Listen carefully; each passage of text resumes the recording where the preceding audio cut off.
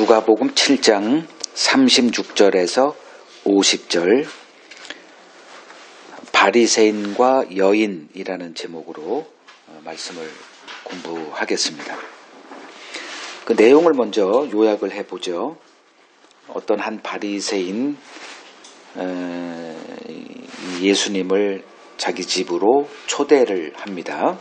그러니까 식사를 아주 구체적으로 대화하자는 게 아니라 식사로 초대한 거예요. 그래서 여기 36절을 보면 한 바리새인이 예수께 자기와 함께 잡수시기를 청하니 이렇게 돼 있어요. 그러니까 자기 집으로 식사를 초대해서 식사하기 전에 이제 아마 대화를 좀 나눴겠죠. 뭐 어디 나라나 어느 문화나 다 비슷해요. 이제 대화를 나누고 있는데 갑자기 한 여인이 등장해서 막무가내로 등장한 거예요. 이 문맥을 보니까 갑자기 눈물을 쏟아내는 거예요. 눈물을 얼마나 흘리는지 그 눈물이 그 예수님의 발을 적셨다라고 흔히 보기 어려운 장면이죠. 예수의 발을 눈물로 적시고 이제 물이 흘렀으니 뭘 닦아야 되는데 자기 머리카락을 이용해서 그 물을 닦아요. 그리고 그 발에 입 맞추고 거기에 향유를 붓습니다. 자, 이때 그 예수를 청한 이 바리새인이 그것을 지켜봐요. 그런데 예수가 그 여인의 하는 행동을 그대로 이렇게 받아들입니다. 뭐라고 하질 않아요. 그러다 보니까 이 바리새인은 이 여인이 누군지를 알고 있어요. 그 동네 사람이니까. 예수님은 모르죠. 그리고선 이제 속마음으로 이 사람이 자기가 주장하는 대로 하나님께 보냄받은 선지자라면 이 여인이 어떤 여인인지 알아차리고 그리고 못 오게 그 여인을 쫓아내든지 반박을 하든지 거부를 하든지 이렇게 했어야 되지 않나. 그렇다면 이 사람은 이 예수란 자가 선지자가 아닐 것이다 라는 이런 생각을 이제 한 거죠. 그때 이제 예수님이 그 마음을 아시고 이제 한 비유로 이 바리새인에게 질문을 합니다. 그 채주가 있어요. 그러니까 빚 주는 사람. 두 명의 빚진 자가 있어요. 한 사람은 이제 500데나리온, 그리고 또 한 사람은 50데나리온의 빚이 있는 사람들이에요. 근데 아무리 봐도 두 명 다 갚을 능력이 안 돼요. 그래서 탕감 해줘 버렸어요. 그래 놓고 질문을 해요. 이 두 사람 중 누가 더 그 채주를 사랑하겠느냐. 예수님의 질문은 언제나 이런 식이에요. 너무나 쉬워요. 그러니까 답이 뻔한 거예요. 500데나리온 빚진 자가 50데나리온 빚진 자보다 훨씬 더 감사하고, 그러니까 결국 그 사람이 훨씬 더 예수를 사랑하겠죠. 이렇게 답을 하니까 네 판단이 옳다 하시고 이제 그 여자를 이렇게 돌아보시면서 이 바리새인 이름이 이제 시몬이라는 게 등장을 해요. 이 시몬에게 내가 이 여자를 보느냐, 이 여인은 그러니까 내가 이 집에 들어올 때 너는 내게 발 씻길 물도 주지 아니했는데 이 여자는 눈물로 내 발을 씻었다. 그리고 머리털로 닦았다. 그리고 너는 내게 입맞춤도 안 했는데 이 여자는 내 발에 입맞추기를 그치지 아니했고 너는 내 머리에 기름, 감람유도 붓지 않았는데 이 여인은 향유를 내 발에 부었다. 이제 그 비유, 아까 빚을 탕감받은 그 비유와 지금 이 사건을 연결시켜서 이제 뭔가를 표현을 하십니다. 그러므로 이제 그 여인의 많은 죄가 사하여졌도다. 이는 그녀의 사랑함이 많음이라. 사함받은 일이 적은 자는 적게 사랑하느니라. 그리고 그 여인을 향해서 내 죄가 사함을 받았다. 이 말씀을 하세요. 그러니까 함께 있는 사람들이 아니 이가 누군데 죄 사함을 받았다는 이런 신성모독의 말을 해. 신성모독이라는 거는 결국은 하나님만이 하실 수 있는 건데 지가 뭔데? 예. 그리고 예수님이 여자에게 내 믿음이 너를 구원했으니 평안히 가라. 이게 내용이에요. 해석을 해야죠. 자, 시몬이라는 이 바리새인이 예수를 초대한 이유는 무엇이었을까? 당시 추론하기 어렵진 않아요. 왜냐하면 당시 예수라는 사람은 당대 최대 명사입니다. 이런 사람이 등장하면 이렇게 재력이 있고 영향력 있는 사람은 이렇게 한번 초대해서 같이 이 사람하고 내가 아는 사람이야 교제해서 이렇게 사진도 한번 찍고 이러한 것을 하기를 원하죠. 그러니까 이 사람이 예수를 이렇게 초대했던 이유는 예수를 만나고자 했던 이유는 상당히 정치적이다 이렇게 말할 수 있죠. 그러니까 굉장히 사교성이 탁월한 사람이었을 것이다. 그러면 예수님이 자기 집에 도착했을 때 지금 예수님은 이 여인과 비교하면서 너는 이거 안 하고 지금 계속 그랬는데 굉장히 정중하게 예수를 맞이했을 거예요. 아주 그냥 격식을 다 갖추고 그리고 이제 그 준비한 그러니까 예수님만 초대하면 안 되죠. 항상 예수님의 12제자를 이게 생각을 고려해야 돼요. 그 정도로 재력이 없으면 예수님 초대하는 거는 꿈도 못 꿔요. 그 나름대로 이제 준비도 많이 했고 격식을 갖춰서 예수를 영접하고 지금 아주 품격 있는 대화를 지금 나누고 있을 겁니다. 이때 그 동네에 37절을 보면 동네에 죄를 지은 한 여자 이렇게 얘기를 해요. 그리고 39절에 봐도 그 바리새인이 그 여자를 죄인이다 이렇게 분명히 지칭하는 걸 보면 단순한 무슨 도둑질을 했다거나 이런 것보다는 누구든지 그냥 딱 보면 알 수 있는 몸을 파는 여자 정도는 우리가 추론할 수 있죠. 근데 그러한 그 동네에 있는 사람들은 다 아는 그 여인이 갑자기 등장해서 이러한 이제 행동을 한 겁니다. 그렇다면 이 바리새인은 예수를 자기를 과시하려는 그 목적으로 예수를 초대해서 지금 뭔가를 하고 있고 이 여인은 왜 이런 것을 했을까? 여기 지금 주님이 말씀하신 이걸 보면 그의 사랑함이 많다. 요걸 가지고 이제 우리가 왜 이 여인이 이걸 했을까? 이제 그림을 그려보는 거예요. 왜 갑자기 등장했다. 그리고 이런 것을 했다. 이것은 과거에 어느 시점에 예수를 경험한 거예요. 그러니까 예수님은 잘 몰라요. 그러니까 예수님이 말씀을 전하실 때, 즉 복음을 전파하실 때 거기에 한 군 중에 한 사람으로 그 말씀을 들었던 사람이구나를 알 수 있죠. 개인적으로 만났으면 예수님이 모를 리가 없는데 그러면 이 여인은 예수님의 말씀을 듣고 이렇게 변화된 거예요. 그러면 예수님의 선포한 말씀은 무엇이었나?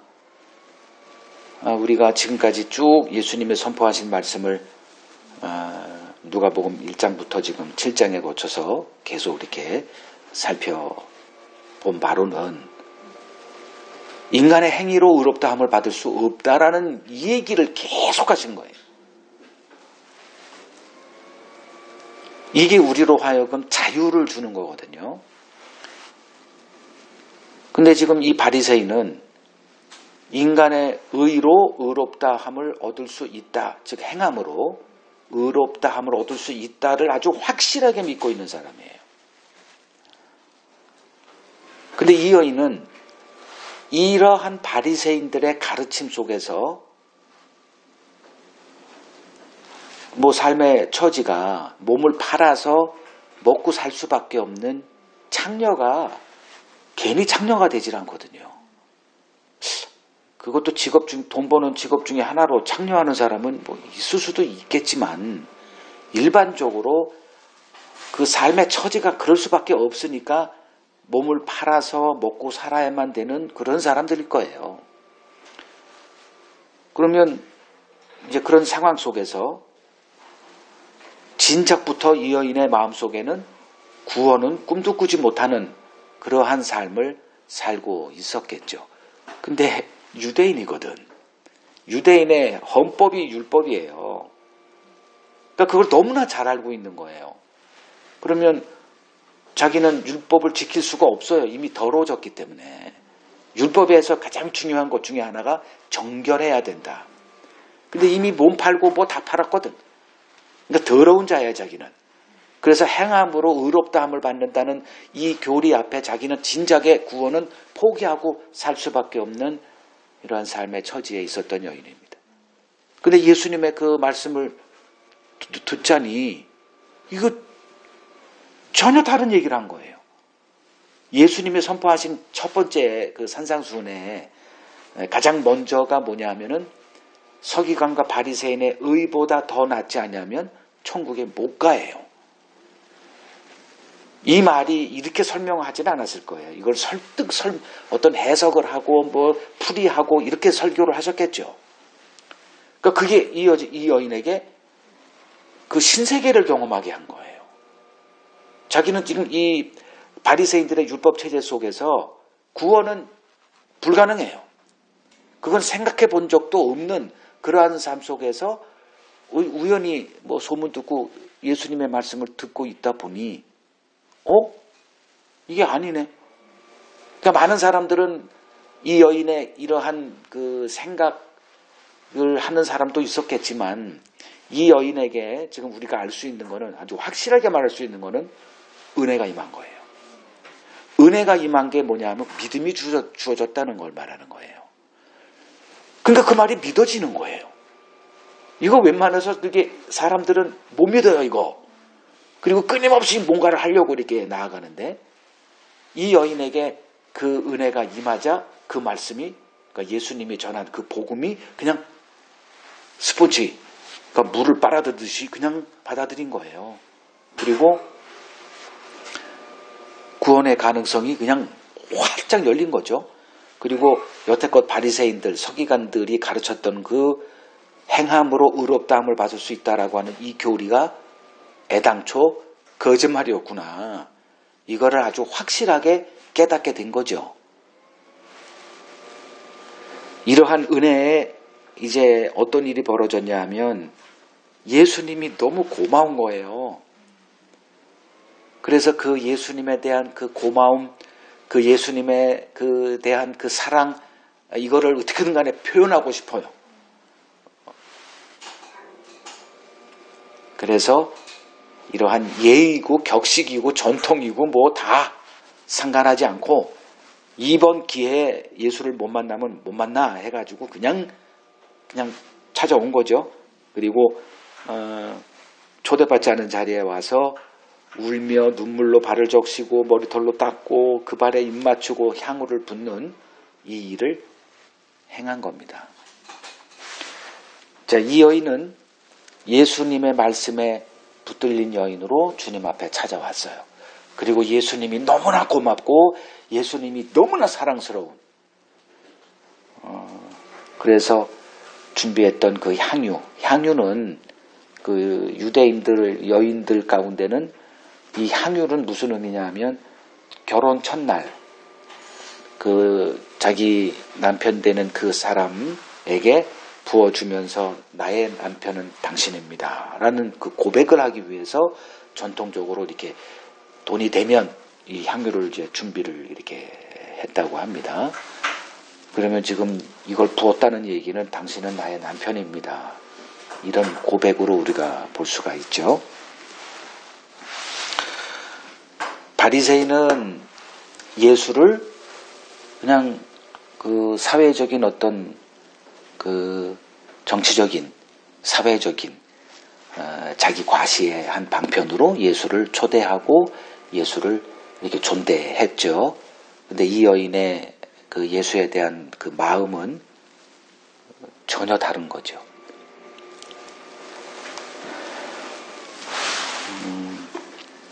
자, 이러한 사람들이 바로 그리스도께서 자신의 말씀으로 낳은 자녀들이에요.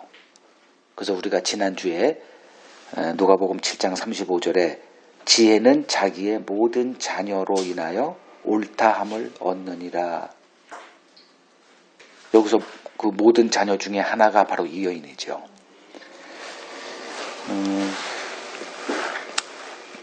바리새인 이 시몬은 이 여인이 누리고 있는 기쁨, 감격, 감사, 사랑 이런 것을 전혀 알지 못합니다.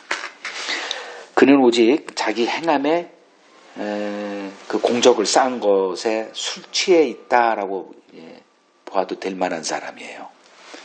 그래서 자기의 그 행함으로 얻어진 이 삶의 현실을 사람들에게 과시해야만 되는 사람입니다. 그러니까 자기 자랑으로 꽉 차 있는 사람이고, 반면에 이 여인은 예수에 대한 자랑으로 꽉 차 있는 거예요. 이게 바로 전도예요. 전도란 다른 걸 어떻게 하는 게 아니라 사랑을 그냥 표현하는 거예요. 이걸 증인이다 이렇게 얘기를 합니다. 그러니까 두 사람이 예수를 만나고 있지만 한 사람은 이런 목적으로, 한 사람은 이런 목적으로, 서로 다른 목적으로 예수를 상대하고 있습니다. 자, 47절에서 48절을 한번 같이 읽어보죠. 이러므로 내가 네게 말하노니 그의 많은 죄가 사하여졌도다. 이는 그의 사랑함이 많음이라. 사함을 받은 일이 적은 자는 적게 사랑하느니라.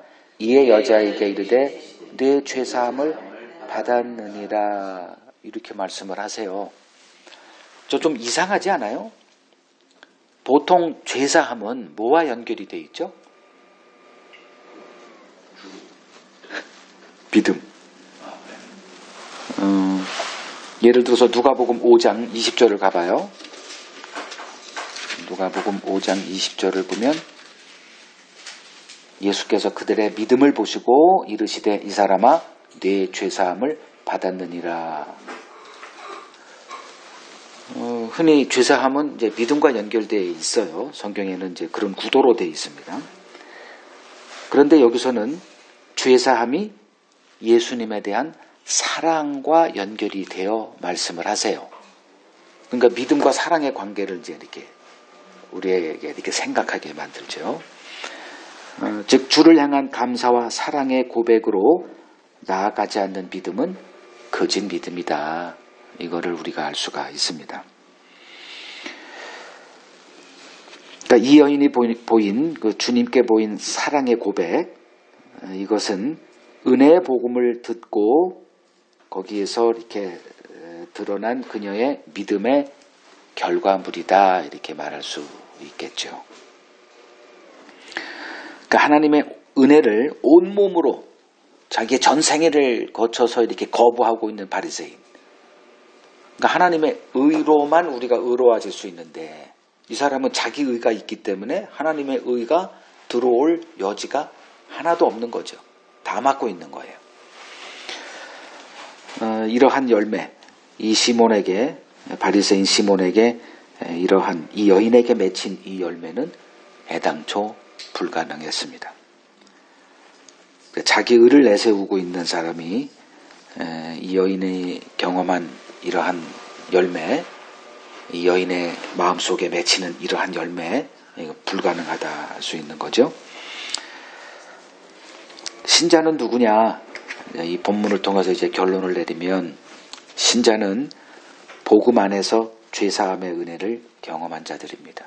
지금 이 여인이 그걸 경험한 거예요. 이 인간의 이 마음속에 그 하나님의 말씀 앞에 섰을 때 이제 가장 먼저 드러나는 게 이제 죄의 문제입니다. 성경이 말하는 거는 엄청나게 다양한 주제를 담고 있지만 그냥 하나의 죄를 얘기하고 있는 거예요. 근데 인간이 가장 보지 못하는 게 죄거든요. 성경에서 죄를 보지 못하면 그건 성경을 봤다라고 말할 수 없고 그렇게 말해도 안 되죠. 그래서 신자는 이 복음 안에서 성경 안에서 같은 말이죠. 죄사함의 은혜를 경험한 자들입니다. 이들은 자기 마음속에 은밀하게 자리하고 있는 죄를 보고 있는 자들이에요. 그 죄는 무엇으로도 씻을 수가 없어요. 정결하게 될 방법이 없죠. 그런데 그리스도를 믿음으로 그 죄의 빛이 탕감받는 길이 열린 겁니다. 이 여인이 이것을 경험하고 있는 거예요. 그래서 신자란 이 일을 이루신 그리스도를 사랑하고 그리스도만을 자랑하는 자들로 변화된 자들이다. 지금 이 여인이 누가 시켜서 전도한 것도 아니에요. 그냥 자기 안에 있는 그 은혜가 예수에게로 나와서 예수를 이렇게 자랑하는 모습을 보이게 한 거죠. 이들이 복음의 증인으로 부름받은 자들입니다. 갚을 수 없는 죄의 빛을 탕감받은 자이기에 주님이 베푸신 은혜를 자랑하며 이를 증거하며 사는 자들입니다.